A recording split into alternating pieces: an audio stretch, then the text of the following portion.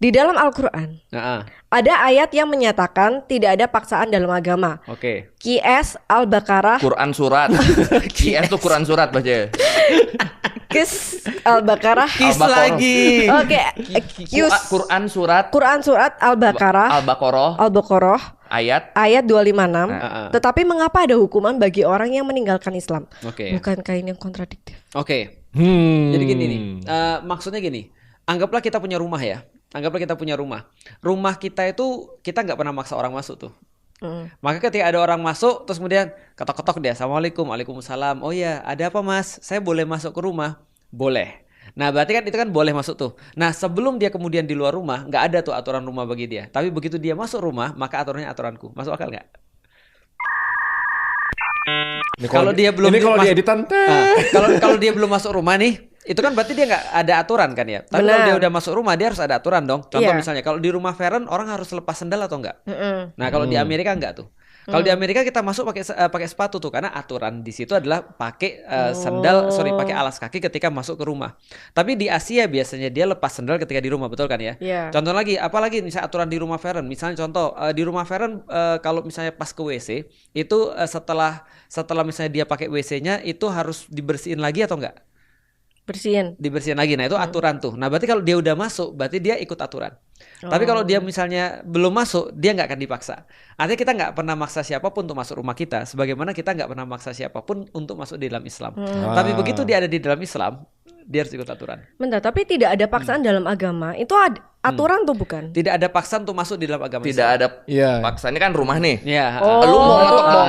Enggak dipaksa. Rumah itu Islam. Iya kan? Lu nggak maksa kan orang masuk ke rumah itu kan. Tapi kalau udah masuk rumahnya lu harus ikutin aturannya. Betul.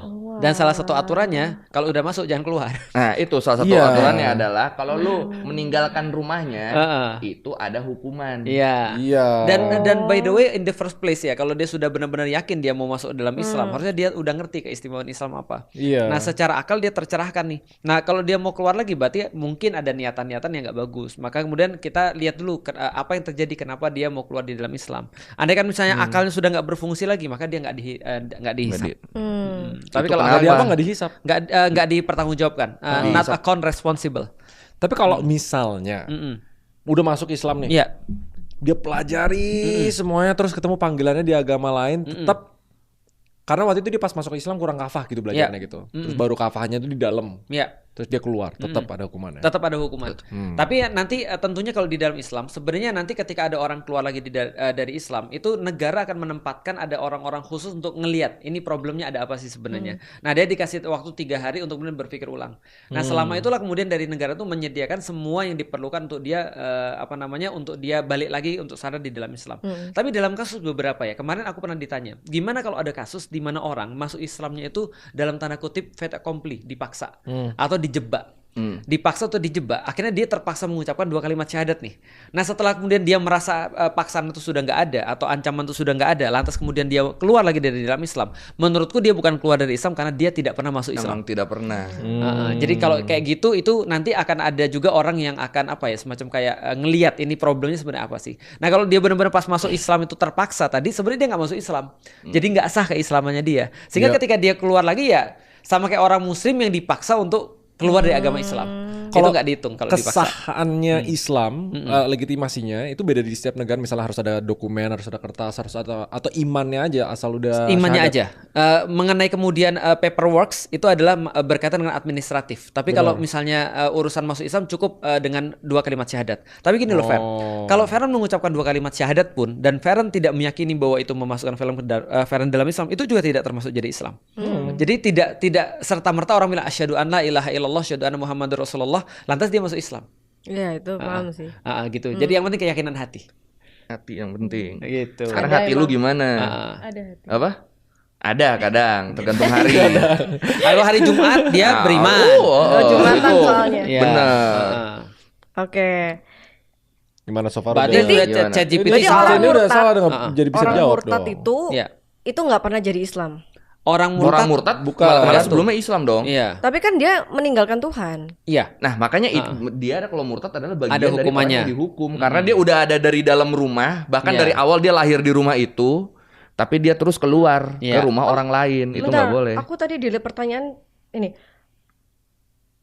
Oh ini, jika Islam adalah agama yang mengutamakan kebebasan berpikir, mengapa seseorang yang keluar dari Islam tuh bisa mendapatkan hukuman? Bukankah keyakinan itu adalah pilihan individu? Oke, nah balik lagi. Justru ketika Islam tuh memberikan sebuah aturan, ketika ada orang sudah berislam, lantas kemudian, jadi sebelum masuk dia dikasih tahu, ini kalau kamu keluar daripada Islam ini ada hukumannya loh, kamu yakin nih, gitu kan ya. Nah justru untuk melatih critical thinking itu. Karena begitu kemudian dia masuk Islam, harusnya critical thinkingnya tuh sudah terpuaskan. Nah justru ketika dia keluar lagi daripada Islam, itu bukan critical thinking menurutku, karena justru basicnya harusnya bukan pemikiran sebenarnya. Tapi contoh kayak gini ya, aku coba jelasin dengan lebih sederhana lagi. Apakah setiap orang yang bilang bahwasanya aku berpikir itu berpikir betul? Ya. Belum tentu. Matanya tuh mikir lagi, apakah benar? Ya, nah, kok jawabannya iya. Lu ngomong berpikirnya lu ternyata nggak berpikir kadang. Ayo. Betul. Nah jadi gini, contoh kayak gini ya. Aku banyak ketemu ada orang Muslim, aku tanya kenapa lu nggak sholat? Dia bilang gua ateis, gua nggak sholat. Aku bilang sebentar.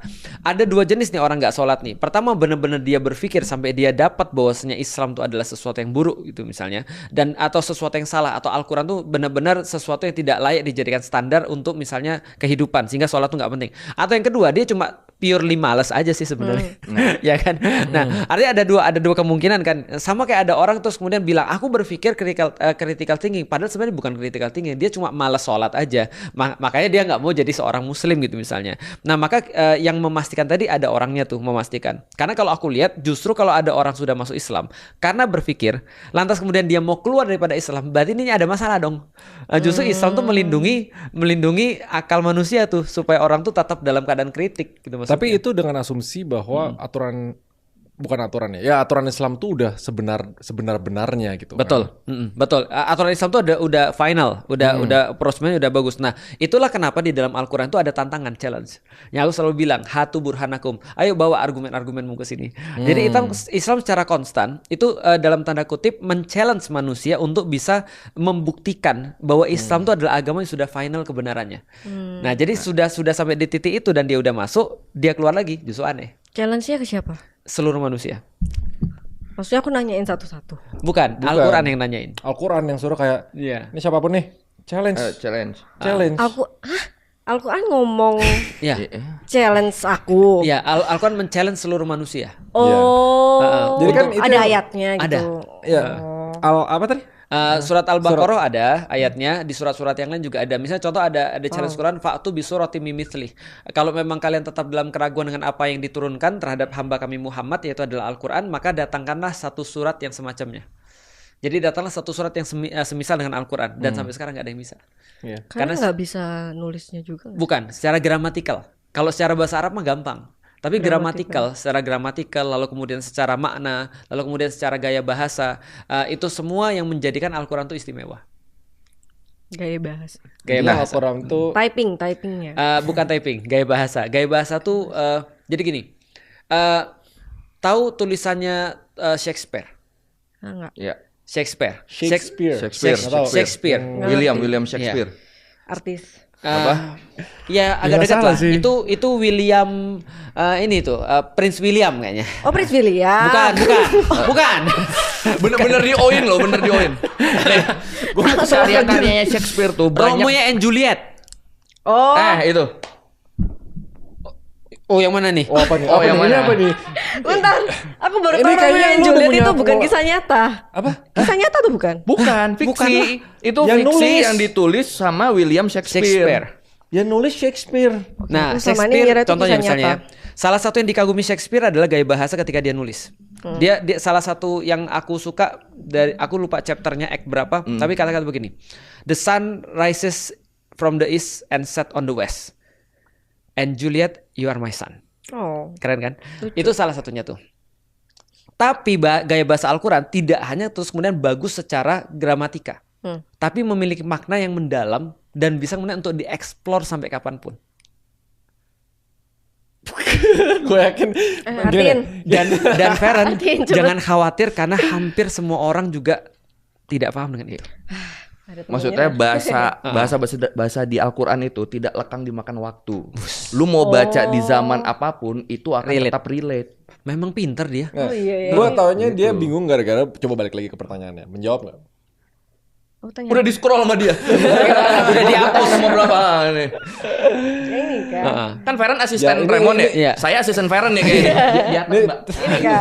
Iya itu Kak, benar. Nah, tapi berarti yang murtad itu walaupun dia masuk agama manapun dia nggak bakal diselamatin, pasti masuk neraka gitu. Bukan itu poinnya. Poinnya adalah kebebasan berpikir kan? Iya. Nah, jadi Islam memberikan kebebasan berpikir sebebas-bebasnya, bahkan ketika dia sudah ada di dalam Islam.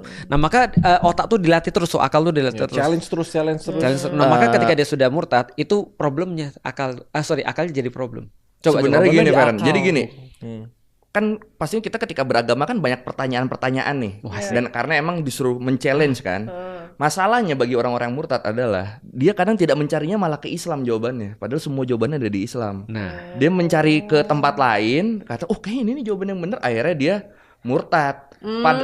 Padahal dia di rumah Islam. Iya, padahal di rumah dia sendiri tuh jawabannya ada. Jadi kayak ini buku tentang yang pertanyaan dia itu sebenarnya ada di rak buku di rumah dia, tapi cuma dia malah ke rak buku tetangga. Oh iya, paham aku kalau Terus ini. Baru paham tapi jujur bagus. Tapi jujur bagus. Pemaparannya bagus ini. Iya. Bagus. Ya make sense sih. Oke. Terjawab kan? Bisa terjawab. Lanjut. Ini benar ya Ustadz nggak bisa jawab ya. Yang bisa jawab sepulang sekolah.